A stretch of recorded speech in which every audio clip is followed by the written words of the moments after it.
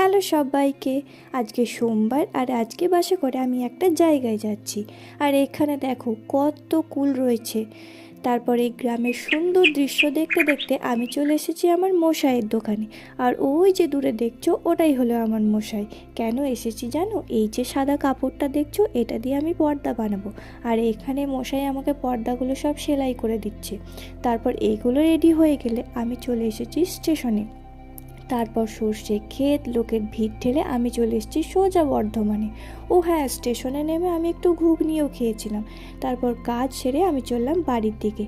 শীতকালে নার্সারিগুলো কিন্তু দেখতে খুব সুন্দর লাগে, কত কালারফুল। আর এখানে রাস্তায় দেখলাম 49 টাকায় বাসন্তী পোলাও আর চিকেন কষা দিচ্ছে, তাই আমিও এক প্লেট নিয়ে বসে পড়লাম। তারপর বাড়ি ফেরার পথে শ্যালোর জল, সবুজ সবুজ ধান ক্ষেত আর নিজের ছায়া দেখতে দেখতে বাড়ি চলে এলাম। আর এই বদমাশগুলোকে দেখেছো? মানে পারলে ওরা আমার পকেটটা ফুটোই